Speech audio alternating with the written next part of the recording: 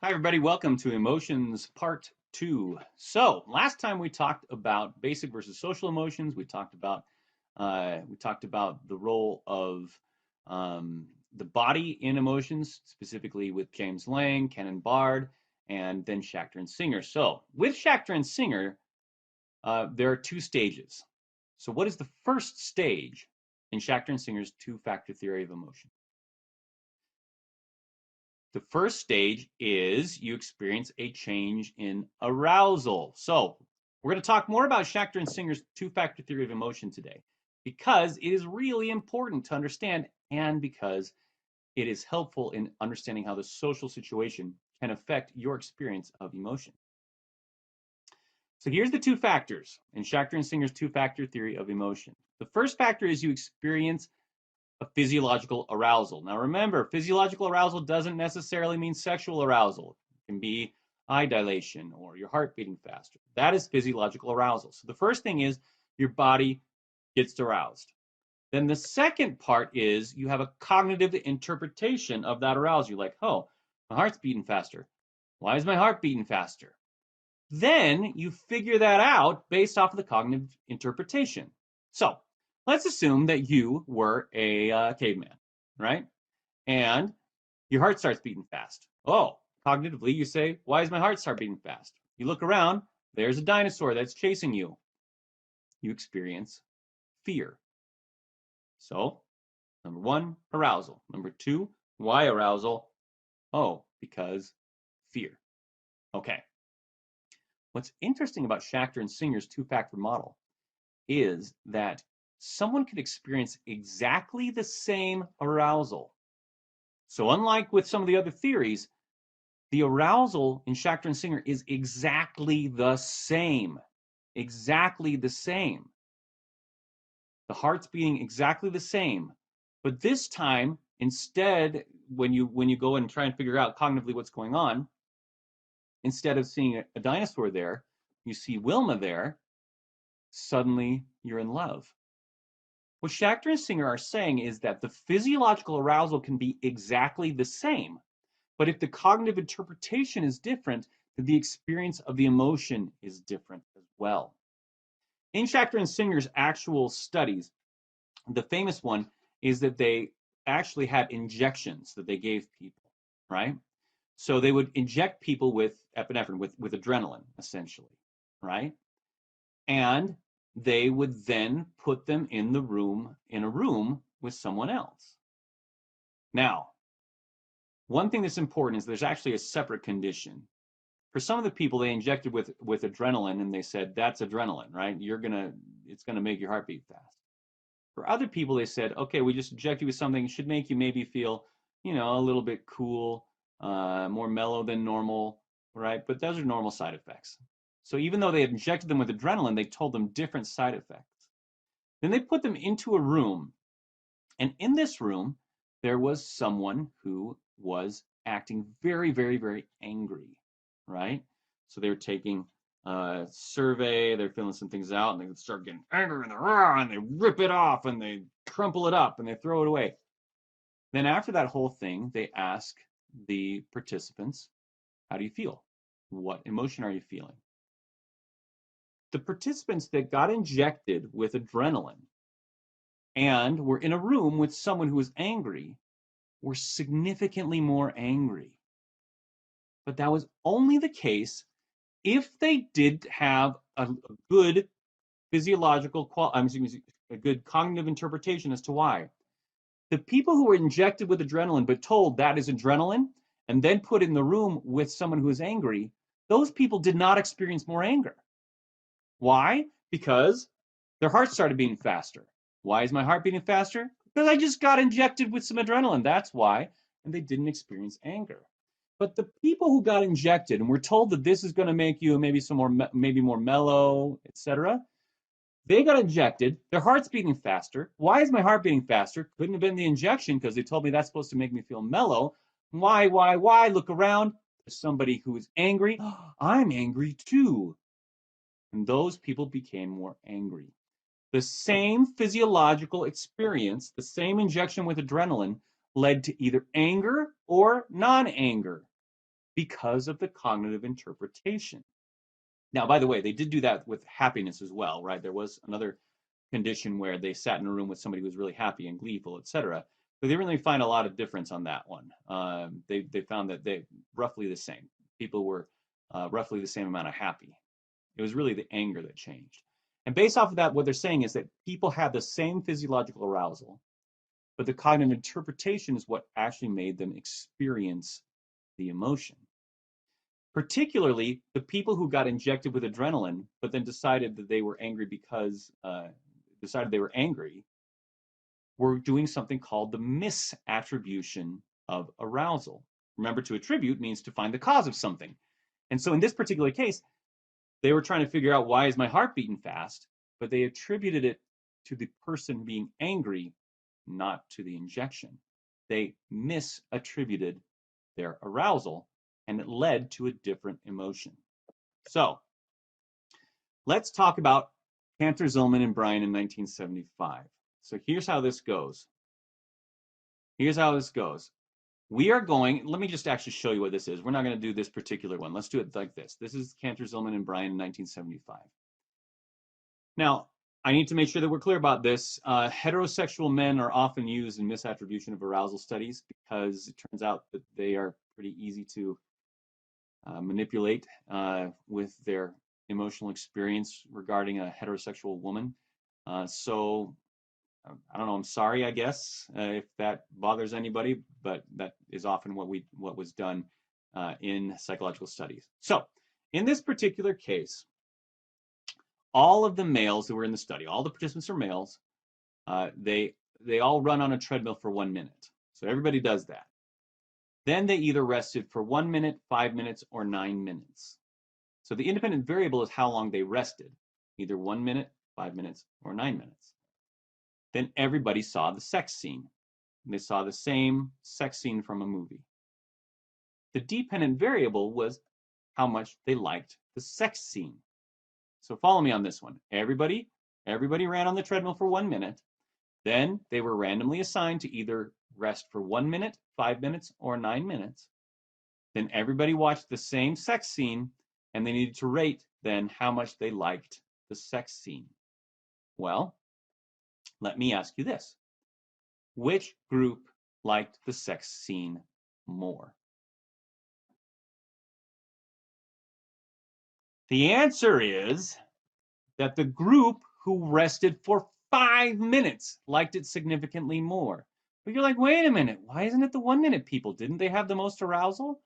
You remember when we talked about how when people in Schachter and Singer's study, they got injected, if they were told, hey, that's adrenaline, they didn't experience more anger? That's the same thing here. When somebody ran on a treadmill for 1 minute, and then they rested for 1 minute, they watched the sex scene, then they're like, hey, my heart's beating fast. Why is my heart beating fast? Oh, it's because I just ran on the treadmill. That's why. They didn't misattribute their arousal. They correctly attributed their arousal if they only rested for 1 minute. But the group that rested for 5 minutes, they're like watching the sex scene. Their heart's still beating a little bit faster than it normally would be. But this time they're like, hey, why is my heart beating fast? Well, it can't be because of the treadmill, because that was a long time ago. Oh, I know. I must really have liked that sex scene. Versus the 9 minutes, people ran, they rested for 9 minutes. Their heart wasn't beating any faster than normal. They were rested. And so there's nothing to misattribute or attribute at all, right? The misattribution of arousal is when you attribute the source of your arousal to something that actually was not the cause of that arousal. And in this particular case, the people who rested for 1 minute correctly attributed their arousal. The people who rested for 5 minutes incorrectly attributed their arousal. The people who rested for 9 minutes didn't have any arousal to attribute one way or the other. Now, with this in mind, if you wanted a special someone to perhaps be more attracted to you, and you wanted to use misattribution of arousal to do that, where would be a good place for you to do that? Probably outside the campus gym, assuming that they're working out in that gym and then they come out, right? Probably on the campus gym, because then they've got their heart beating faster, right? It could be. Great. So after that happens, so let's say that they're on a treadmill and they're running the treadmill, and you want them to fall in love with you, right? So they're on the treadmill. Should you, as soon as they're done, go right up and give them a compliment? You count to 60. What do? You hang back for about 5 minutes and then say hi, right? Because if you're like, because here's what the plan is. The plan is you want them to think that you are causing their heart to beat fast. Got it? So you go up to them after about 5 minutes. You're like, hey, what's up? And they're like, oh, hey, my heart's beating faster. Why is my heart beating faster? Well, it could have been the treadmill. That was a while ago. Oh, it must be you. That is why. Misattribution of arousal. Now, I need to give you a little more information. So what's happening? Just let's review and then I'll give you more information. So your body responds to whatever is happening. Your body responds. It creates a certain amount of arousal. Then your brain interprets that and responds saying, hey, this is what I think is going on. And sometimes that's incorrect. Have you ever experienced this, like when you got really angry at somebody and then you realize, oh, I don't know that I was really angry at them. I think I was just really hungry. Well, what was going on is your body was experiencing a state of arousal, of discomfort, right? Your body was feeling that way. And you're like, I feel uncomfortable. And you look around in your environment, in your social situation, you see your significant other and say, oh, it must be you. You're the one who's making me feel this way. I'm angry at you. That is misattribution of arousal. You're feeling gross. You're feeling this arousal because you hadn't eaten, and you attribute it to your significant other and therefore experience anger. You misattribute the arousal. Okay, so here's what I want you to do. Think about it. How would you, if you wanted to make somebody a little more attracted to you using misattribution of arousal, how would you do that in a class? Well, what you got to do is you've got to first make sure that their heart is beating faster, right? Then you got to make sure they attribute it to you and not to something else. So you can't just sit behind them and go, boo! You can't do that. You can't do that because they know that you were the one who did that. And they're like, that person is just a weirdo who is trying to scare me. That's not going to help you make them feel attracted to you. That's not how that goes. Now, maybe you could like hire one of your friends to do that. And then a little while later, go, hey, what's up? And they're like, oh, why is my heart beating fast? Oh, it's been a while since that person popped out and scared me. Must be because of you. That would work. You could get your teacher to give a pop quiz. Yeah, a really hard one. And then wait a little while, right? But while their heart is still beating a little bit faster, you're like, hey, what's going on? And they're like, oh, my heart's beating faster. Why is it beating faster? Wasn't because of the pop quiz. Oh, it was because of you. Now remember, these cognitions are not conscious. It's not like people are saying, let me think of all the different ways I can attribute. No, these happen automatically. They happen quickly. Cognition does not have to be purposive. It doesn't have to be actual controlled cognition in order for it to make an attribution about their arousal. It can be pretty automatic. All right. I think I've been talking about misattribution of arousal in a way that might confuse you.